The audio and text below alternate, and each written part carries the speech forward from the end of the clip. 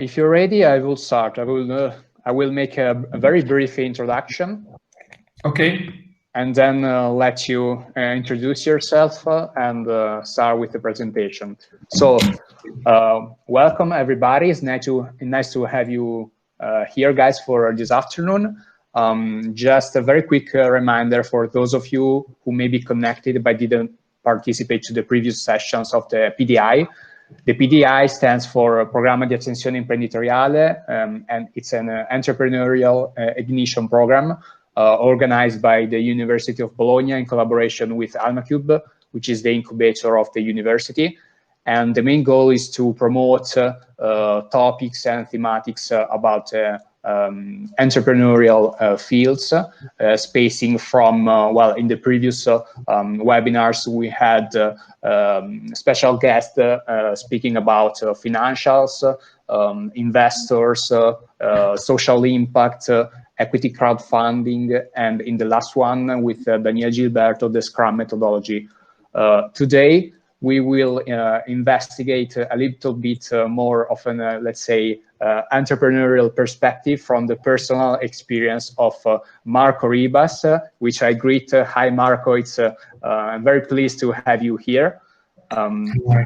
Marco, thank you for the opportunity. Yep, thanks to you. Marco is a Brazilian entrepreneur. He's a serial entrepreneur, but in his experience, he also went in consultancy firms before starting his own startups. And we can also say that with today's meeting, we're going international with PDAI. I'm very also pleased to say that he's right now in Italy as from January or February. Am I right? February. Okay, great. He's hosted as a villager in the Almacube offices. So in the next months, for the guys in the Almacube network, if you step by our rooms, our offices, our co-working spaces, you can also come up and say hi to Marco and meet him in person. I'm sure he'll be pleased to do that and introduce himself and his startup. So the topic of today is, the title is pivoting during COVID-19. So during this very, let's say, dramatic and fast-changing period, especially for the startup world, that are dominated by uncertainty. And well, I think I already gave a little bit of a brief overview. Today it's going to be a little bit more brief than the average webinar, so I don't want to waste any more time, Marco, and I just let you give your speech. And just a technical thing, if you guys have any sort of info, doubt, or question during the presentation, feel free to post your doubts either in English or Italian, however you prefer, in the chat on the right. So we're set to go. Marco, let me stop the presentation. Okay. There you go. Thanks again for being here with us. Okay. So, ciao everyone. Thank you for the opportunity. Sorry for not speaking in Italian. Sto imparando a parlare in italiano, ma non parlo. I default to speaking in English, but I'm working on my Italian. And it will be a pleasure to meet you guys at Almacube as soon as we are able to go back to the offices. So I will share some slides. Okay. So I don't know if you guys can see my screen entirely or if it's cut. If it's cut and if you cannot see it entirely, just let me know. I will change the way that I'm working on my windows here.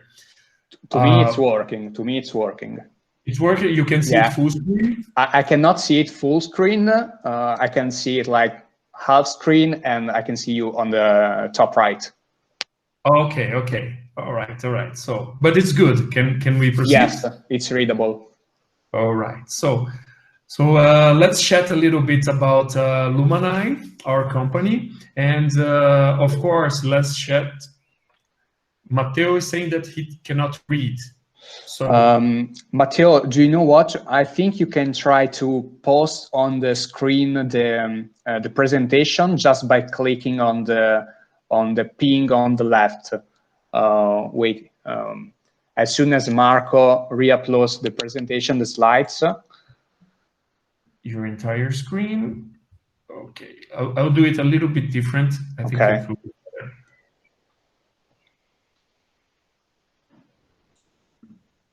Okay. Okay, now it's bigger, yes. Okay, let's do this. Okay, so let's talk a little bit about Lumanai. I will introduce very quickly what we do, and then I will talk about the topic of the presentation, which is pivoting during a crisis, pivoting during an uncertainty times, okay? So basically what we do, our mission is to help students to connect to their ideal learning experience abroad. So we built a platform on which students can connect to schools, and through our platform and through the agencies. So we built a platform where we connect these three players on the market: students who want to learn, like for example, English, let's say Brazilian students who want to learn English in Australia. We are able to connect the students with the schools through the agency, so that the students can see what courses are available, receive a quote, interact a little bit with the agency, and then sign up for the online, for the travel experience, okay? Basically, we are a 2-year-old startup, so we started in 2019 in Brazil. We started with a very big partnership with an educational group from Australia. And through this partnership, we started building the platform, okay? The market that we're discussing is, of course, it's the education market, but it's a specific part of the market. It's called ELT, which is the English learning market. So this is a very big market. ELT alone represents a $8.3 billion global market in education fees. So it's a very huge, a very important market. Lots of important players in Europe, in the United States, Canada, Australia, and it's a very particular market because it involves not only the education fees, but involves the hotels, accommodation, travel experience, travel expenses, insurance. So when a student, let's say from Brazil or from Italy, sign up for a course abroad, it's not a short course. It's like a 2, 3, 4 months course, and it's a course that it represents a big investment. Like for example, in Brazil, it's about $10,000 for staying in for 8 weeks learning English in another country. We wanted to make really a dent on this market. This market, it's a market that it's, let's say, it's begging for disruption, because currently this market, it represents high costs for students. A lot of schools are operating with losses, and the market was in trouble already before the health crisis that we are now in the world. So students were paying a lot of money for a language course. Agencies, they get a 30 to 40% cut of the transaction. And schools, they were having trouble to pay commissions, handle operational costs, to pay the teachers. So it's a lot of money involved. It is a market that is not digital. It is the market that did not evolve to be a digital market. And it was a market that was already having a lot of troubles before February. So our business model, let's say before February, what we were doing is we were building a digital platform for students, agencies, and schools. And we took the decision to start by the agencies. So we started building our digital platform by creating a CRM solution. It's actually is a CRM, but that's a very transactional CRM. And this CRM we started by the agencies. So it was a decision that we made, and we designed. We started to design the whole digital experience, but having the agencies as our primary target. We left the students and the schools for a second and a third phase. Okay, so this was a decision that we made, and we were doing well. We were doing really well because we were able to sign up about 19 agencies, and they were paying monthly fees to use the platform. And we were able to do a partnership with a big education group in Australia.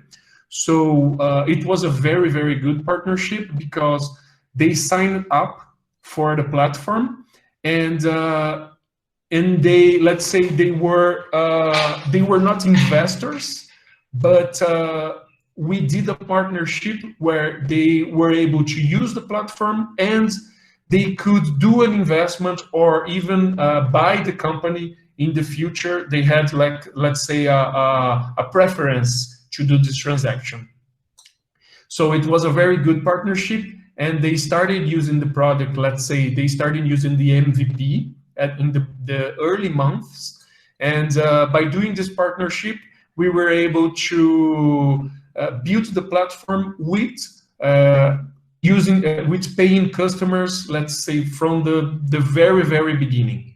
So we bootstrapped the company. So we did the investment by ourselves. So we decided to try to create the initial version of the software. And bootstrapping means that we invested our own money on the platform. And that was a decision that we made. And when we got customers, paying customers, we were able, let's say, to postpone raising capital. So at that time, it seemed like a very, very intelligent thing to do, a very good thing to do. And that was how we were operating the company. And then we built the platform. The platform works really well. It's a very, very complete CRM solution for agencies, and it has a lot of processes. It works really well. Let's say it has a lot of technology built in, and then we in November. We joined a Web Summit. We were invited to go to Web Summit in Portugal in November, and we discussed it with Almacube, the possibility of becoming a villager, of bringing the startup from Brazil to Italy, and the idea was to expand the solution to Europe. So the idea was to come to Europe, come to Italy, and adapt the solution to the European market, and from there we would continue to develop the solutions.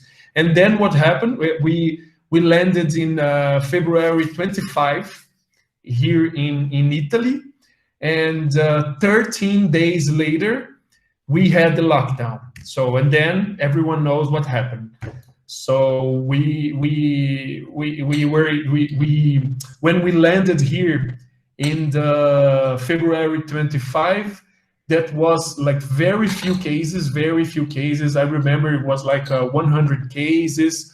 The number of deaths was not very high on the 25. And then in 13 days, everything exploded, and not only Italy, but Italy started here, but all the world changed dramatically. And in a 2-week time frame, what happened? The majority of schools suspended operation. Most countries, Australia, Ireland, Canada, they closed borders, and we got zero new revenue for our service. Let's say we were the schools, the agencies, they paid us monthly based on the number of students that went on a plane to travel. So our revenue model was, let's say, a subscription and a commission. Let's say it was like a commission for every student that got on a plane to study. Let's say our revenue recognition event, it's something that the accountants talk to us about. When we recognize revenue is when the student gets in a plane and sign up for and starts to do the course, because he can cancel the course like the day before getting into the plane. So what happened is, in a 2-week time frame, we were here in Italy, February 25. In 2 weeks, this happened, and of course we had to adapt, to change everything. So instead of going through what we did, let's say in terms of market, CRM, and changes that we did on the platform, instead of going that way, I thought it would be more beneficial if I tell you guys a little bit of the 7 things I wanted to know on February that I do know now. So I want to share with you guys a little bit of the lessons learned that we went through. I want to say that not, let's say, not in terms of Lumanai, not in terms of our CRM platform, not in terms of the education market, but I want to share with you guys things that I wanted to know before as an entrepreneur, like as someone who invested money and invested time on an idea, and I did not invest a lot of money, but I invested 2 years of my life on this project. So, and this is like the second. I'm a second-time entrepreneur. So this is the second startup that I'm building, and I thought I knew a lot, but when this crisis happened, this is when you realize that you still have a lot to learn, and that every situation is completely different. So I want to share with you guys the things that I wanted to know that I do know now, and I hope that this can resonate with you guys. This can be, let's say, lessons learned from someone who has been there, and that maybe when you guys start on your startup, or when you are working on your projects right now, I hope that some of these things can resonate and can help you. So the first thing that I want to share with you guys is there is no intermediate strategy. Either we must face our market biggest problem at front, or we are not doing the right thing. So in our case, in Lumanai, we decided to do an intermediate strategy. We wanted to transform the education market. We wanted to sell courses directly from schools to students. But we decided to go to the agencies before, because the agencies had the contracts with the schools, and the agencies had the marketing strategy with the students. So instead of creating the disruption on the market that we wanted to create, we decided to try to take a little piece, then they take another piece, another piece of the market, and then make the big transformation that we wanted to make at the start. And what we learned is that there is no shortcuts. If you want to create a big disruption, you must face the problem at front. And I see a lot of friends, I see a lot of entrepreneurs that they try to get the quick revenue instead of going for the big transformation. And that is a mistake that I don't want to make anymore. So the next time on a project, when I'm working on a project, what I will do is I will face the biggest problem, I will face the biggest transformation, and I will resist the temptation of getting to the quick revenue. Like, let's say, it's important that if you want to make the disruption, you must be the disruption agent. So you cannot rely on intermediaries. Okay, so that is one of the things I learned. Another thing that I learned that I want to share with you guys is, as entrepreneurs and people who work with startups, we must raise money all the time. And this is something that I did, let's say I did this mistake on my first startup, and I did this mistake on my second startup. So a startup is by definition a company that is trying to make a disruption on the market. It's a technology-based company, okay? We are creating new value, and a startup is a company that will impact the lives of millions of people. And a startup is something that will scale, that will grow exponentially. And in order to do that, startups must, they need to rely on third-party capital. A startup cannot do this by generating its own revenue. So a startup need to be on raising funds mode all the time, because and preferably when you don't need it. So the best time to raise money is when you don't need it. Okay, of course, it's obvious.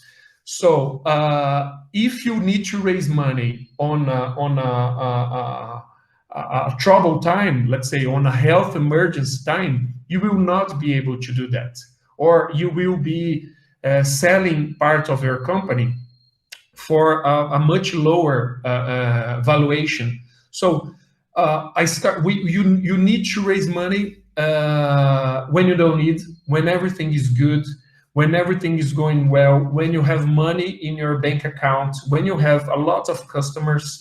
That's the perfect time to raise money, even if you don't want to use that money. So a startup should raise money and keep that in the bank account for a future use if the market conditions is good. So this is something that I learned, and this is something that this is a piece of advice that I wanted to share with you.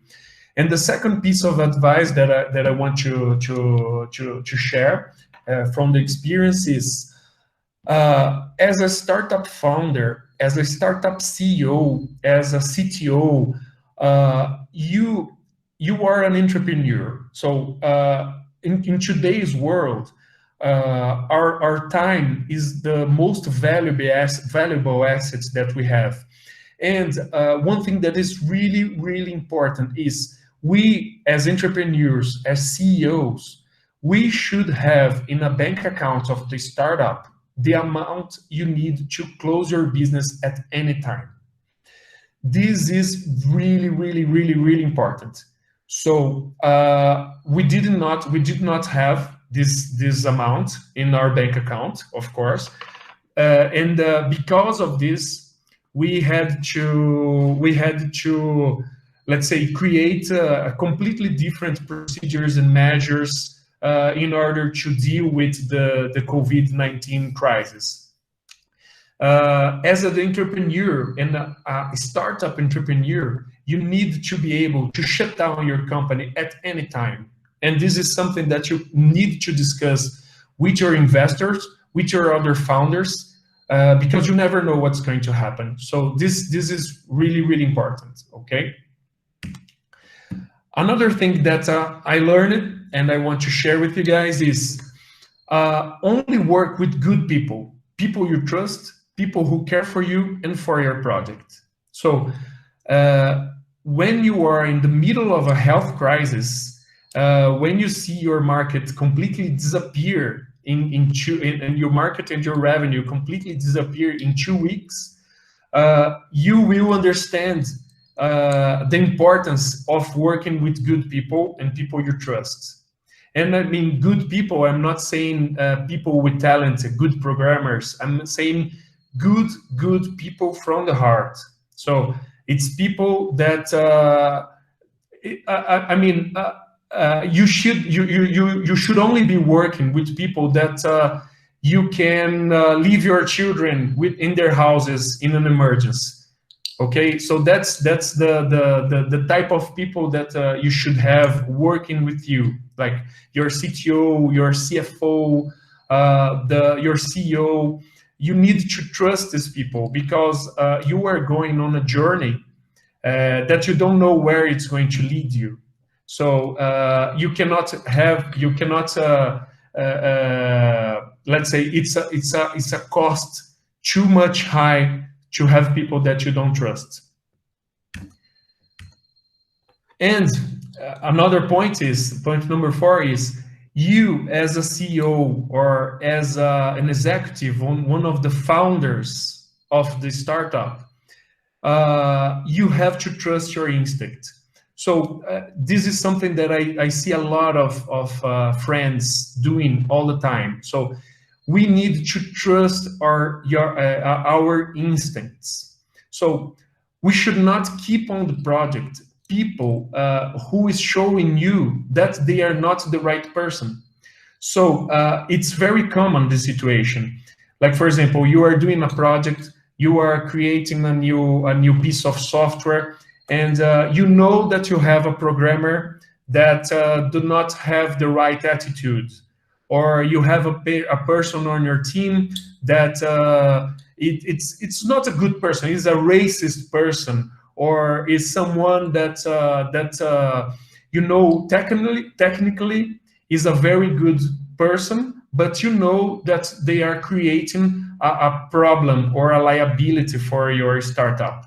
So the piece of advice that I want to give you guys is, no matter the role that this person has on your company or how important they are, you should invite them to leave the company as early as you are sure that this person is not someone that you want to be part of your startup. And I see a lot of times I see this happening. Like, for example, I talk to some CEOs that are my friends, and they say, no, I have this programmer, and the guy is amazing, but he does not have the right attitude. He's not a people person. He's not a leader. He likes to work alone. He creates problems in the team, but he's an awesome programmer. I cannot, I rely on this guy. I cannot afford the cost of not having this person on my startup. And I can tell you guys, so if you are sure that this is not the right person, invite them to leave as early as you are sure of that, because the costs of having someone who do not have the right attitude in your company are much higher than the costs of dealing with having to find a replacement or having to talk to a customer or a client that their project will be delayed, or that you will not be able to meet a deadline because you don't have that person anymore in your team. or postponing the launch of a project. So this is really important, because as founders and CEOs, we feel compelled to meet deadlines, to satisfy investors, or to deliver a piece of software or a functionality to our clients. And because of that, we compromise. Because of that, we keep on the team people that should not be on the team. So this is a very, very important piece of advice. Deal with the problem that it's going to arise, but do not deal with the do not postpone inviting the wrong person to leave as soon as you know. Okay. One other thing of the 7 things that I wanted to share with you guys, that I wanted to share with you, and I would be happy to know in February that I do not now, is our time is limited. And we are entrepreneurs, and we work with startups, with technology, with new functionality. We, as entrepreneurs and people who work on startups and on this ecosystem, we are magicians. We are people who can change the world. So I do believe in that. I do believe in the power that startups have to change the world for good. So our time here is limited, and entrepreneurs cannot waste time. So we, as entrepreneurs, as students, as startup founders, we need to invest our time working on things that we really, really love, and things that are going to make the world a better, different place. So I know it sounds a little bit, let's say, dreamer, huh? But as entrepreneurs, you have like a blank piece of paper in front of you. So either you are creating a new startup, or at your startup now, you can do whatever you want, and you can go to the market, and you can try to raise money, and you can invite people to work with you. So why would you work on something that is boring, or something that does not make the difference to the world? For example, I have a friend in Brazil.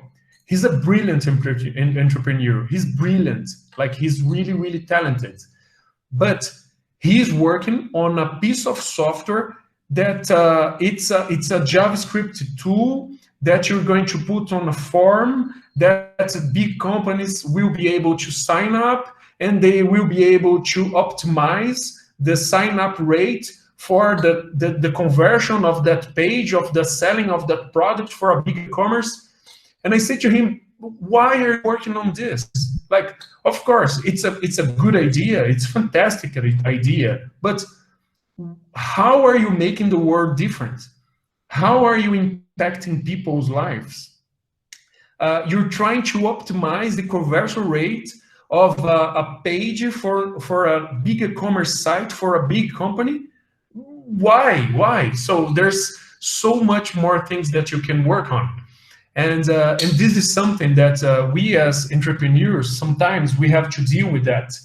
We go for the big thing, or we go for the easy money, let's say, the quick revenue. So sometimes, and I see that happening a lot on the startups these days, a lot of people are going for the quick revenue. So where can we get the quick revenue? Where can we sign up companies and people? They can start paying us a monthly fee, and then from that we scale. So we should go for the big things, for the big transformation. This is something that we did at Lumanai. This was a mistake that we did. We had a big idea at the beginning, but we decided to go for the quick revenue. So instead of asking ourselves, what is the biggest transformation that we can do on the international education market? We asked ourselves, how we can get revenues as fast as we can. Who of the entities, let's say students, schools, and agencies, who of these players can use our solution and start paying us so that we get revenues and we expand the team, and so that we can get our company going. So instead of going for the big dream, we went for the quick revenue. And one thing that I learned is that when you make that decision, you cannot go back to the big dream.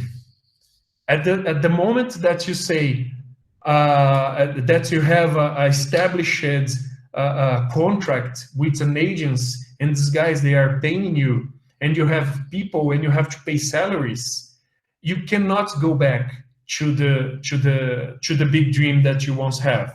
It will not be easy. So the advice that I give to you guys is, our time as entrepreneurs is absolutely limited. So we need to spend our time working on big things. One thing that I learned is that a startup, a company, is a 5 to 10 years commitment. So when you open a company, when you open a startup, you need to be ready to spend the next 5 years of your life on that startup. So it's something that we need to think before. So do I want to spend the next 5 years of my life, or the next 10 years of my life working on this problem? Or should I pick up a problem that makes really the difference in the world? So this is something that we need to think about. And another piece of advice, so I will go back here just to remind you, the 7 things I wanted to know in February that I know now is, number 6 is have a good lawyer and a good accountant. If you guys are starting a startup now, are creating a startup now, you have an idea, or if your startup is starting to pick up some traction, the most important thing that you need to have is a good lawyer and a good accountant. Because when the crisis comes, and we all saw what happened on February and March, on what is still happening, is you need to have the right advice from good people, advice from people who are really, really good at what they do, and advice from people who really understand companies, startups, investment, liabilities. And for that, you need a good lawyer and a good accountant. So when everything is fine, everything is fine. So you have you have revenues, you have clients, people work with you, everything is fine. You are shipping software, you are really, let's say you have some traction, everything looks fine. And sometimes we say, oh, but why will I spend money on a lawyer? Why will I spend money on an accountant? I can hire a new programmer. I can hire a new PO, product owner. I can move to a new building. So if you don't have everything documented and signed before starting, it can be really, really painful when the crisis comes. So your clients and people, they change their behavior on crisis mode. So when everything is good, everything is good. But when the things start to get difficult, if you don't have things documented and signed, you will have problems. So this is something that happened to us. And on the revenue side, so we had an agreement with schools, and we had agreement with agencies, and the schools and the agencies, they started to have problems, revenue problems. And the first thing that they did is they came for us to renegotiate. They came for us and they said, I cannot pay anymore, I need to pay less, I need to pay 25% of what I used to pay. And one thing that is really, really important is that, of course, we listen, and we help at the agencies, we help at the schools, but not all the agencies and not all the schools were having the same problem, but they all came to us asking for discounts. So we were being transparent, and we were working and doing our best to help them. But some agencies and some schools that still got revenues, they came to us asking for discounts or to cancel the software. So even if they didn't need it.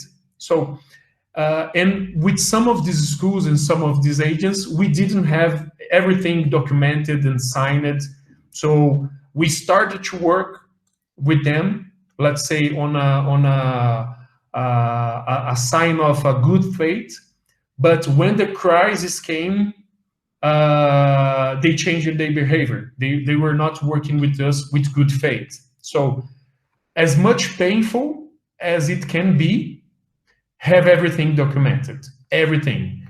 And with your clients, with your investors, and with the founders. So have everything documented.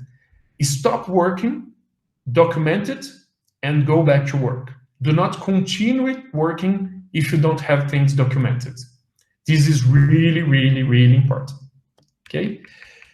And the last thing that I want to share with you guys, the number 7, is don't be afraid of pivoting your idea 1, 2, 3 times. So during the course of the things that we were doing, we pivoted. We tried to do things different. We tried 1 time, we tried 2 times, we tried 3 times. We tried to do things in a different way. So basically what we did is we protected a lot of the revenue. So we were able to let's say, collect some of the revenues with the agencies, with the schools. So during, let's say, the last 4 months, we were able to protect revenue, and we tried different things. We pivoted. We at Lumanai, we helped the schools to sell direct to the students. We helped the schools and agents to sell online courses. Then we helped the agencies to sell English courses online. Then we tried to help the agencies and schools to sell a course that the students would be able to experience only next year. So we did everything different. We tried to do everything different. But as we were doing things different, and we acted as a consultancy for some of them, strategic consultant, marketing consultant, reorganizational consultancy. So we tried to do everything that we could. So we should not be afraid of pivoting your business. And one thing that is really, really important is you should not be afraid of pivoting yourself. Sometimes we get stuck in an idea, let's say, and I found myself at that point. You were working on the education market. You were working with international education, with agencies, schools, students. At some point you say, but why am I doing this? I'm trying everything that I can to pivot the business, but I should look at myself and the founders, and we should dig inside and think, is this what we want to do now? Is this really what we want to work on? So the world has changed. In 3 or 4 months, the world has completely changed. We protected some revenue. We have our assets. We have the team. At some point, we should think that we should use this power that we have as entrepreneurs, as startup founders, and pivot everything and pivot the business, and pivot even your own internal mission. So this is something that I think it's deep. I think it's something important. But if you should not feel as a startup founder, as a CEO, as a CTO of a company, you should not feel obliged. You should not be feel that you are, let's say, locked into this idea or into this market. You can pivot yourself. You can try to do something completely different tomorrow. So as I'm saying, a startup is a commitment of 5 years or 10 years. So we should be ready to do something different tomorrow. That's why this is so much important. You should have in your bank account the amount you need to close your business at any time, because you can pivot yourself at any time. And I can see now that we are 45 minutes now. So this is my last slide, I promise. I don't know how if we have 2 more minutes. It's not a problem. We can go on. Okay, so I put this image here as a closure because I wanted to leave a very strong message. And the message is, if we are here now, and we are healthy, and we have our family with us and our friends, and we just saw the big transformation that the world went through, and something that it's not over yet. We don't know if there will be a second wave, a third wave. We don't know the economical impact of everything. We absolutely don't know what's going to happen on the upcoming months.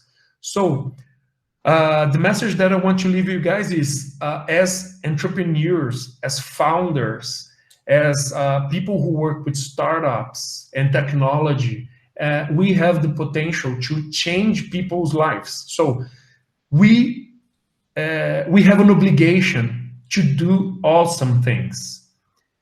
If a nurse or a doctor today, if these guys, they are at hospitals working to save lives all over the world, we as startup founders, we as technology people, we have the obligation to do awesome things. So otherwise, we should not even start. So the message that I want to leave to you guys is, let's make awesome things, and things that has a very, very deep impact on people's lives. This is the perfect time to do this. Like, this is the really, this is a moment that we will remember for centuries, that we will talk about to our sons and grandsons. And one thing that is very important is, and I can feel this responsibility, is 30 years from now, people will ask us, what were you doing during the COVID-19 crisis? What were you doing? Some people will say, I was a nurse, I was a doctor. And we have the opportunity to say, I was a startup founder and I created something amazing. So we have this obligation. And I want to leave to everyone, like, say, the invitation to think big, to think really, really big, and do things that are completely different. Okay? So that's a little bit of what I wanted to share with you guys. Giacomo, I don't know if I went completely off the script. Marco, actually, let me tell you, I didn't expect the presentation to go this way, but I'm very happy right now that it went this way. Like, lots of the questions that I wanted to ask you concerned, let's say, tips coming from your own practical experience and lessons from mistakes that allow you to learn how to move in your entrepreneurial path, let's say. But you anticipated me actually with your 7 great tips that I'm sure that all of the guys who participated to the webinar and all of the people who will see it through our community will find very useful for their project and their life in general. So thank you very much for that. That was actually very inspiring. And if you have like other 5 minutes, I would like to ask you a couple of questions.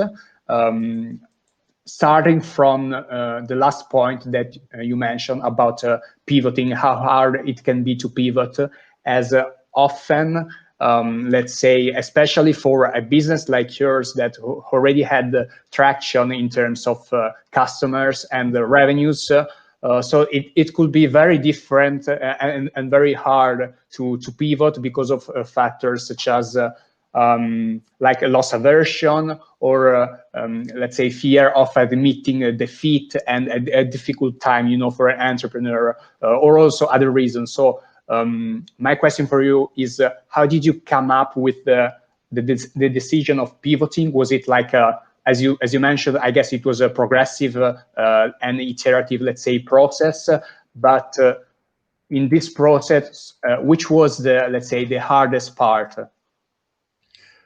I mean, the hardest part is, as you said, we had revenues. So I think that was, let's say, the strongest point. Let's say it was something very good and very strong in our proposition, in our value proposition, because we had revenues, let's say, from month 3. And that was our biggest strength, but at the same time, it was our weakest point, because we could not pivot as hard as we wanted because of the revenues and the contract. So, and this is something that actually defined a little bit of the fate of the company, because we wanted to do things completely different when the crisis emerged. But because we had contracts, signed contracts with liabilities, with fees and revenues, we had problems to pivot. We had problems to do everything that we wanted. So one thing that we wanted is when the crisis emerged, we wanted to go directly to the schools, and we wanted to help the schools to sell courses for 2021, for the next year. So we saw a very big value proposition on that. Let's help the schools to sell a prepaid course with a discount for next year, so that when Australia or Ireland open borders, people can travel again. But on our contracts, we could not talk directly to some of the schools because of the agencies. So that's a little bit of the points that I put is, we decided to, let's go to the agencies and then we go to schools and students. But as we went to the agents and we got revenue and we signed contracts, we could not make this move. So we could not make this move. So our pivoting strategy was not as good as we wanted it to be, because of the commitments that we had. Thank you. And if you allow me just one last question. Sure. Of course, I can imagine, I mean, I guess that during this COVID period, your workload even increased, let's say, from normal day office hours. So in these terms, how did you manage to balance your work-life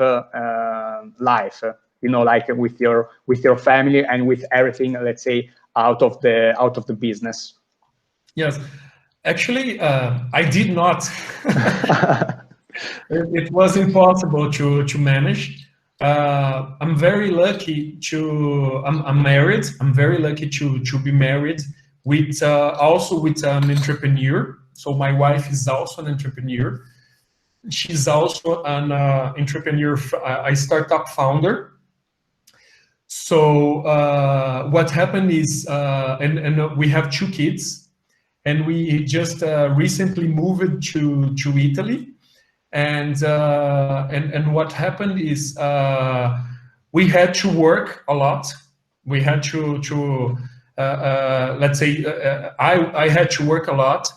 She had to work a lot on her startup, and what we did is we helped each other. So when I had to really focus and do a lot of things on my startup, she was able to help me and stay a little bit with the kids.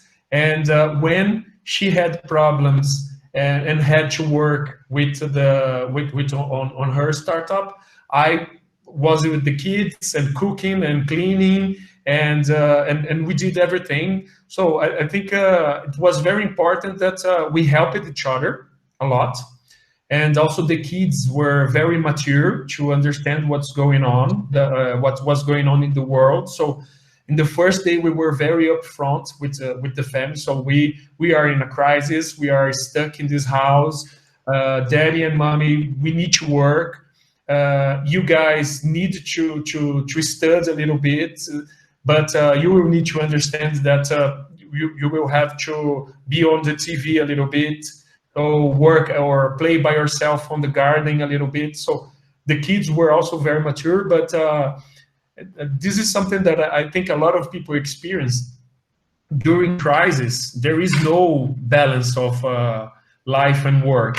Everything gets mixed, and everything gets a little crazy. But it's a period, and it will pass. And I think the most important thing is that we as people help each other. So I can help you, I can help my friends can help me, I can help my parents, my wife can help me, my kids can help me, I can help everyone. So if we are together, if we are all together, I think we can manage to go through this period. Marco, thank you very much.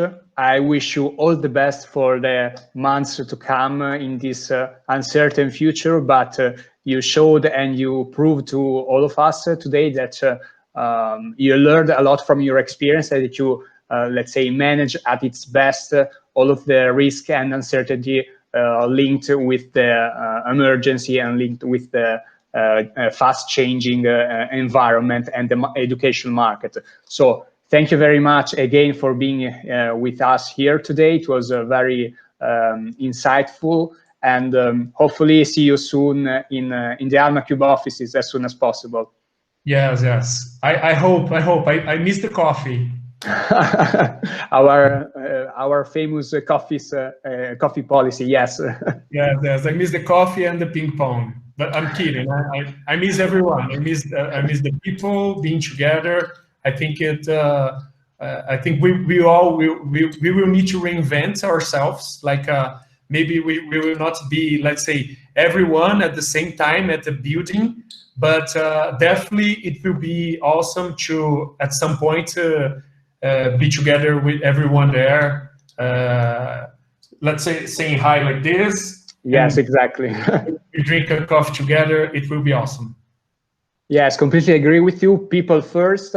And before closing the session of today, I just want you guys to remind you a few dates. First of all, there's another PDAI session tomorrow. Tomorrow we will have Raffaele Negro and Stefano Stravato, accordingly from Ubenda and Vibre, and they will talk a little bit about let's say, mistakes not to be made when establishing a startup. So it's going to be very useful for many of you guys that are, let's say, in this phase of the project when you don't know whether to establish or not a startup. And then for all of the guys selected for the Startup Day event, or the students of Unibo who are going to participate as players, I remind you the Startup Day online event that is going to take place on Thursday, 25th of June, from 10 a.m. to 1 p.m. So don't miss it out. And even if you didn't, let's say, register as players for the event, you can still participate during the first hour for the introduction when the dean will hold his own speech about the event. So thank you again, everybody who participated, and see you soon. Hi, Marco. Ciao. Thank you, guys. Bye.